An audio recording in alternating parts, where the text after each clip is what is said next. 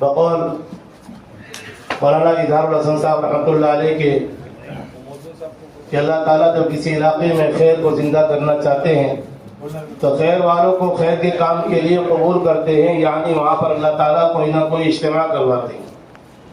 اجتماع بزرگوں اگر محنت کے ساتھ میں ہوں تو اس سے ہدایت پھیلے گی۔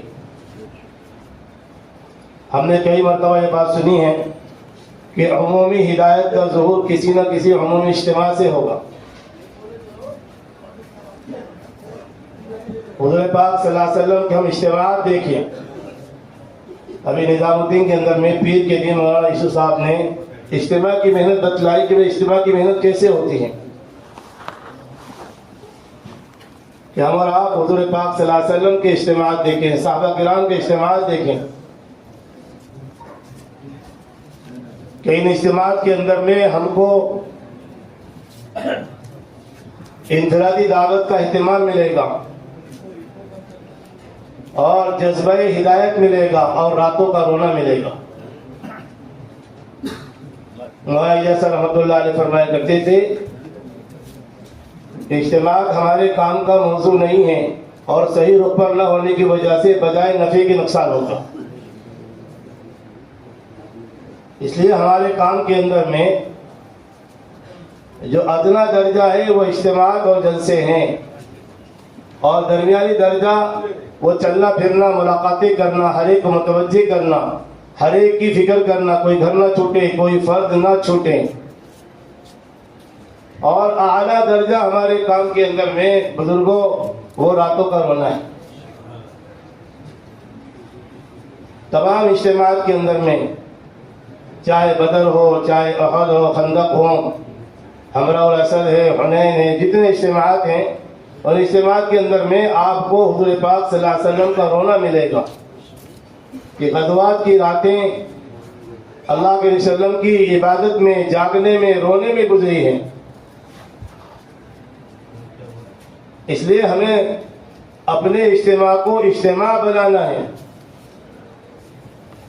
نظم ہو جائے، بہترین پنڈال کا انتظام ہو جائے اور ساری چیزوں کا انتظام ہو جائے۔ بزرگوں اس کا نام اجتماع نہیں ہے۔ ہمارے بڑوں کو اس بات کی بڑی فکر ہے کہ ہمارے اجتماعات نہج سے ہٹتے جا رہے ہیں، اس کے لیے ہمیں اپنے اجتماعات کو رسومات سے، رواج سے بچانا ہے۔ مولانا الیاس رحمۃ اللہ علیہ فرماتے تھے کہ میں اس کام کو رواج سے بچانا چاہتا ہوں، تو رواج سے بچا کر اپنے اجتماعات کو حقیقت پر لانا ہے۔ جیسے آپ صلی اللہ علیہ وسلم نے، صحابہ کرام نے اجتماعات کیے ہیں بزرگوں، ایسے ہی ہمیں بھی اجتماعات کرنا ہے۔ حافظ صاحب فرماتے تھے رحمۃ اللہ علیہ کہ مسجد کی تعلیم کا اہتمام کرنا یہ اجتماع کی محنت ہے۔ اس کو تو ہم محنت ہی نہیں سمجھتے بزرگوں،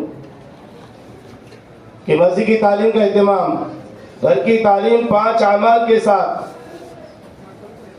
اور ہماری مسجدیں 24 گھنٹے اعمال دعوت اور اعمال عبادت سے آباد ہو جائیں، یہ اجتماع کی محنت ہے بزرگوں۔ بقول مولانا یوسف صاحب رحمۃ اللہ علیہ کے اگر اجتماع سے ایک فرد بھی گھر پر واپس جا رہا ہے تو ہمارا اجتماع ناکام ہو گیا۔ اس لیے بزرگوں محنت ہے کہ اجتماع سے پہلے اجتماع کی جم کر زمینی سطح پر محنت کی جا رہی۔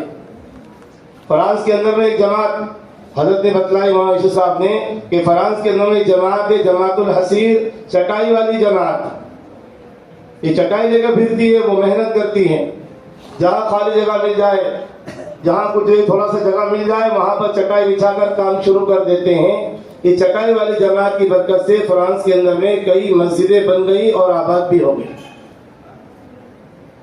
تو بزرگوں اصل میں تو میدان میں پڑھ کر کام کرنا ہے، میدان میں پڑھ کر کام کرنا ہے۔ خندق کے موقع پر اللہ کے نبی صلی اللہ علیہ وسلم نے فرمایا انا نازلون، میں اترتا ہوں۔ ذمہ داروں کے بغیر میدان میں اترے بزرگوں کام نہیں ہوگا، کام نہیں ہوگا۔ جب تک کہ ہم میدان میں نہیں اتریں گے اور جب تک کہ بزرگوں ہم اپنے آپ کو محنت پر نہیں ڈالیں گے تب تک بزرگوں اجتماع کا صحیح رخ قائم نہیں ہوگا. اور جو مقصود ہے بزرگوں ہر فرد کو ہدایت ملے, ہر فرد جو ہے وہ اعمال پر آ جاوے, ہر فرد اللہ کے راستے میں نکلنے والا بن جائے, 100% خروج زندہ ہو جائے. یہ بغیر محنت کے نہیں ہوگا بزرگ. اس کے لیے ہمیں جم کر محنت کرنی ہے, اپنے آپ کو محنت میں ڈالنا ہے. حافظ صاحب فرماتے تھے کہ اصل جو محنت ہے وہ مقامی محنت ہے. اصل مسئلہ مقامی محنت کا ہے, اور مقامی محنت میں بھی روزانہ کی محنت یہ اصل محنت ہے.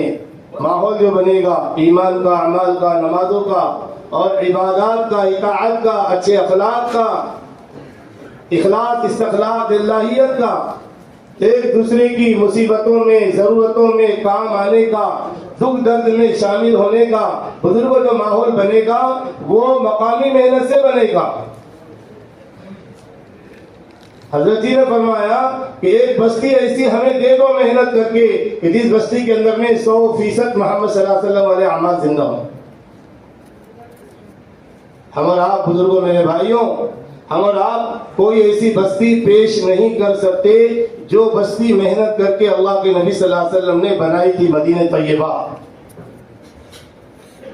ایسی زبردست بستی جہاں پر 100% بزرگوں اطاعت کا ماحول تھا, 100% ایمان کا ماحول تھا, 100% اعمال کا ماحول تھا. مدینے کے اندر میں اللہ کے نبی صلی اللہ علیہ وسلم کبھی رات اور دن چین سے نہیں بیٹھے, محنت کرتے رہے, محنت کرتے رہے, دعوت دیتے رہے. ایک صحابی فرماتے ہیں اگر اللہ کے نبی صلی اللہ علیہ وسلم میرے پاس اتنی مرتبہ نہ آتے تو میں کبھی اسلام میں نہیں آتا. حضرت فرماتے ہیں رحمۃ اللہ علیہ, کسی کام میں جان ڈالنے کے لیے جان لگانا پڑتی ہے. غلبہ حال کے بغیر کوئی چیز وجود میں نہیں آتی. بزرگوں کہ اپنے آپ کو ہم فارغ کریں, اپنے آپ کو ہم یکسو کریں بزرگوں محنت کے لیے. اور محنت تو سب کے سامنے ہے بزرگوں, محنت سب کے سامنے ایک دم کھلی کتاب کی طرح سے ہے. اب کیسے محنت کرنا, کیسے دعوت دینا, کیسے مسجد کی تعلیم, کیسے گھر کی تعلیم, اور کیسے ہم مسجد کو 24 گھنٹے آباد کریں, یہ سمجھانے کی ضرورت نہیں ہے بزرگوں, اب تو کرنے کی ضرورت ہے. کام تو میرے بزرگوں کام تو کرنے سے ہوگا, کرنے سے نتیجہ آئے گا.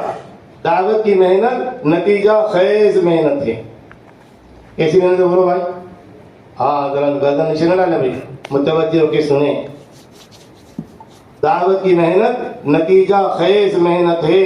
محنت ہو اور ہدایت نہ آئے, محنت ہو اور نتیجہ نہ آئے, محنت ہو اور ماحول نہ بنے, یہ تو ہو ہی نہیں سکتا. حضور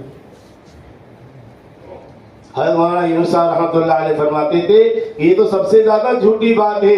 کوئی اگر یہ کہے کہ ہم نے بہت محنت کی لیکن جماعت نہیں بنی, فرماتے تھے یہ تو سب سے زیادہ جھوٹی بات ہے, اس میں کوئی بات میں یہی نہیں. تو محنت سے نتیجہ آئے گا. لیکن بزرگوں حافظ صاحب نے آخری بیانات کے اندر میں اسی بات کی طرح ہم سب کو متوجہ کیا کہ اس وقت میں بڑی بے چینی اور تشویش اس بات کی ہے کہ محنت کا رخ صحیح ہو جائے. اصل میں نتیجہ آئے گا بزرگوں, وہ صرف وہ جو آئے گا وہ صحیح محنت سے آئے گا. جیسے نماز, یہ نماز اگر صحیح پڑھی جائے گی تو یہ نماز نمازی کی زندگی کو, بولو بھائی کیا کرے گی, یہ نماز نمازی کی زندگی کو بنا دے گی. جس کی نماز اچھی اس کی زندگی اچھی, اس کی موت اچھی. تو اس طرح نماز کو صحیح پڑھا جائے, اس طرح نماز کے اندر میں ترتیب واجب ہے, ایسے ہی ہمارے کام میں ترتیب واجب کے درجے میں ہے بزرگ, کہ اپنی محنت کے رخ کو ہم صحیح کریں. ہر آدمی صحیح رخ کے ساتھ محنت کرے گا, اللہ تعالیٰ اس کا ایمان کامل بنا دیں گے. حافظ صاحب بار بار یہ بات فرماتے تھے کہ مقامی محنت کے ذریعے سے ہر ایمان والے کا ایمان کامل بنے گا.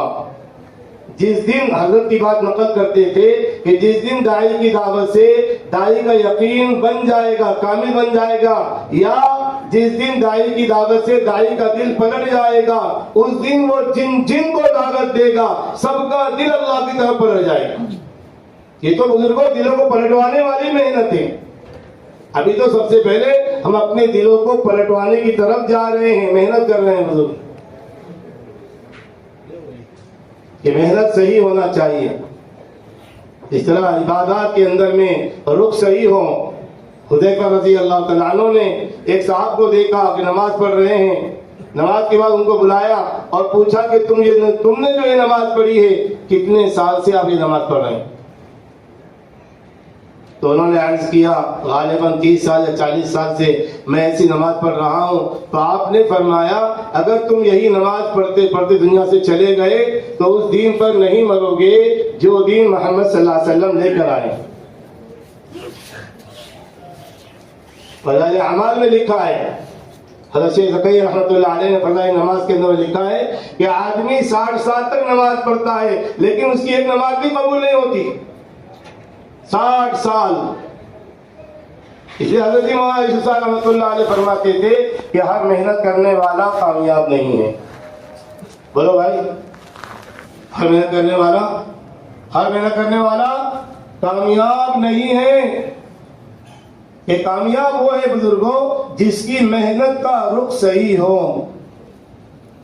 تقوی مولانا رحمۃ اللہ علیہ کے اگر دعوت کی مبارک محنت کو صحیح اصولوں کے ساتھ اور ترتیب کے ساتھ صحیح نہج کے ساتھ کیا جائے گا تو صدیوں میں آنے والی خیر سالوں، مہینوں، ہفتوں اور دنوں کے اندر میں آ جائے گی۔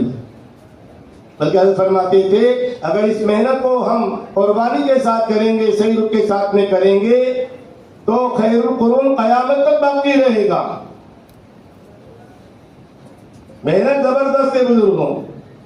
اللہ نے ہم کو اور آپ کو اپنے فضل و کرم سے جو محنت عطا فرمائی ہے بزرگوں، اس محنت کے ملنے پر ہم اللہ تعالیٰ کا شکر ادا کریں۔ کیا کرنا ہے بولو بھائی؟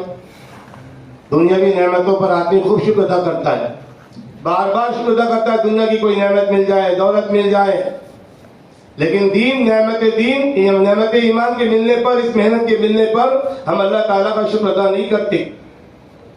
اور اس محنت کا عملی شکر یہ ہے کہ ہم اپنی جان کو، اپنے مال کو، اپنے جذبات کو، اپنی صلاحیتوں کو کامل یقین کے ساتھ، کامل دھیان کے ساتھ،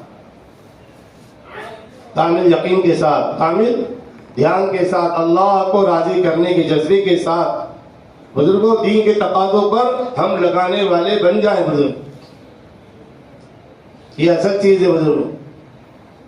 اس لیے حضرت جی مولانا انعام الحسن صاحب رحمۃ اللہ علیہ فرمایا کرتے تھے کہ بھائی ہمیں اس محنت کو سیکھنا ہے۔ کیا کرنا ہے بولو بھائی؟ ہمیں اس محنت کو سیکھنا ہے کہ سیکھتے سیکھتے کرنا ہے اور کرتے کرتے سیکھنا ہے، کرتے کرتے مرنا ہے اور مرتے مرتے کرنا ہے۔ یہ بزرگوں محنت بزرگ۔ کسی نے حضرت مولانا یوسف صاحب رحمۃ اللہ علیہ سے پوچھا کہ اجی ذرا یہ تو بتلائیے کہ اس کام میں استقامت کیا ہے؟ اسے کہتے ہیں استقامت۔ تو حضرت نے فرمایا کہ استقامت یہ ہے کہ کام کرتے کرتے کام میں ہم مر جائیں، ہمارا انتقال ہو جائے۔ یہ اصل بزرگ۔ تو کام میں کون مرے گا بولو بھائی؟ کام میں کون مرے گا؟ جو کام میں رہے گا بزرگوں۔ کچھ لوگ اس کام میں لگتے ہیں اور اس کام میں لگ کر اس کام سے گزر جاتے ہیں، یہ کام ان کے لیے گزرگاہ بن جاتا ہے۔ اور کچھ لوگ اس کام کے اندر میں لگتے ہیں اور اس کام کے اندر میں مر جاتے ہیں تو یہ کام ان کے لیے آخری قیام گاہ بن جاتا ہے۔ تو اس کام کو کیا کرنا ہے بولو نا بھائی؟ اس کام کو کیا کرنا ہے؟ اپنی آخری قیام گاہ بنانا ہے کہ ہمارے آخری قیام گاہ بنے بزرگوں۔ اس کے لیے بزرگوں محنت کو سیکھنے کی ضرورت ہے کہ سیکھتے سیکھتے کرنے والے بن جائیں اور کرتے کرتے ہم سیکھنے والے بن جائیں۔